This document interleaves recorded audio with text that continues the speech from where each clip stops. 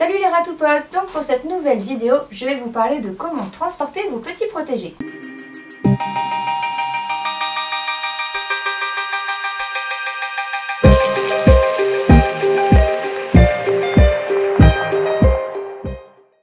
Donc que ce soit pour un déménagement, pour des vacances, un nouvel arrivant ou tout simplement aller chez le vétérinaire, le transport des rats est très important. Rien n'est plus simple, en gros il y a deux manières de faire, quand il fait chaud et quand il fait froid. Tout d'abord, tout le monde connaît les boîtes de transport, non?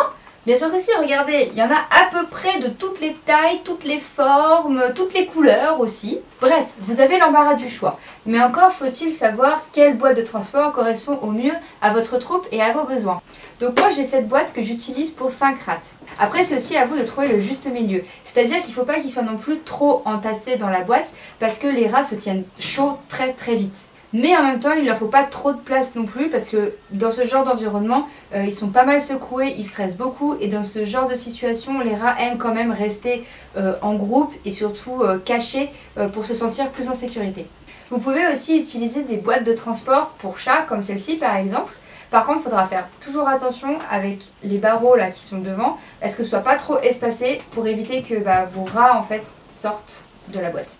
Certains préfèrent carrément les cages de maternité, donc tout en plastique, mais il faut bien faire attention à ce qu'il y ait quand même un minimum d'aération. Donc bien entendu, on évite tout ce qui est les boîtes en carton ou les sacs en transport de ce type, étant donné que le rat est un rongeur, ce serait quand même dommage qu'il se retrouve à faire un joli petit trou dedans et que vous vous retrouviez à courir après dans le métro ou la voiture ou dans la rue. Si vous ne devez emmener qu'un seul de vos rats chez le vétérinaire et que celui-ci n'est pas contagieux, je vous conseille de prendre un de ses copains avec lui pour le rassurer. S'il est contagieux, bien évidemment, vous l'emmenez tout seul. Par contre, n'hésitez surtout pas à le rassurer tout au long du voyage sans ouvrir la boîte parce que malheureusement, un accident est vite arrivé, que ce soit avec votre rat ou les gens qui l'entourent.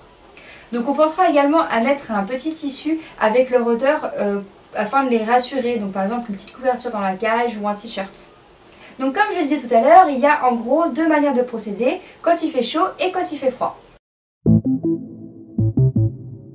Donc on évite dans ces cas-là de mettre un tissu trop chaud afin d'éviter l'hyperthermie qui est quand même très dangereux pour nos boules de poils. Dans ces cas-là aussi, on préconise de les hydrater le plus possible en faisant des pauses régulières et en leur donnant de l'eau ou tout simplement en leur mettant des aliments riches en eau comme par exemple le concombre ou la tomate. Donc si vous faites un trajet en voiture et qu'il fait très chaud, forcément la clim est possible, mais il faut bien faire attention à ce que la clim en elle-même ne soit pas dirigée vers la cage ou alors il faut que la cage soit quand même protégée. Pareil pour les fenêtres ouvertes bien évidemment. Donc petite information importante, des crash tests récents ont révélé donc, que la place la plus sécurisée pour les boîtes de transport se situe donc derrière les sièges avant au sol. Donc s'il fait vraiment très chaud, on peut prévoir une petite clim dite maison que vous préparez en amont grâce à une bouteille d'eau congelée. Deux choses importantes à savoir si vous faites ça, c'est éviter les bouteilles en plastique en fait, donc privilégier les bouteilles en verre et toujours bien protéger les bouteilles une fois qu'elles sont froides.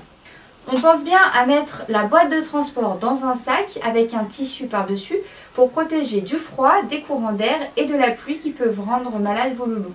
Bien évidemment, si la chaleur est trop importante, on fait en sorte, si possible, de séparer la troupe afin que les rats évitent de se tenir beaucoup trop chaud.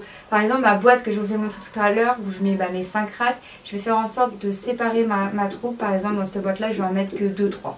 Après, c'est aussi à vous de jauger, il faut quand même faire attention à ce que vos rats puissent bien respirer. Donc comme pour la petite clim maison, on peut créer un petit chauffage. Même principe, vous mettez de l'eau bouillante cette fois-ci dans la bouteille et on fait bien attention de mettre une petite protection comme un tissu ou une chaussette pour éviter les chocs thermiques importants ou les brûlures. Donc il faut bien se rendre compte que le transport de nos loups n'est pas sans risque, c'est-à-dire on ne sait jamais quelles réactions peuvent avoir les gens qui nous entourent, ni quel type de maladie ils peuvent contracter en étant dehors. J'insiste donc bien de nouveau sur la sécurité et la préparation en amont pour la sortie de nos loulous. Si tout est bien fait, les rats peuvent largement faire plusieurs heures de route dans leur boîte de transport. Donc respecter toutes ces conditions, c'est les transporter avec le moins de risques possible et leur permettre surtout de rester en bonne santé. Merci beaucoup d'avoir regardé la vidéo, j'espère qu'elle vous aura aidé, surtout qu'elle vous aura plu. Surtout n'hésitez pas à partager et à mettre un commentaire. Merci encore, bisous les ratoupotes, salut!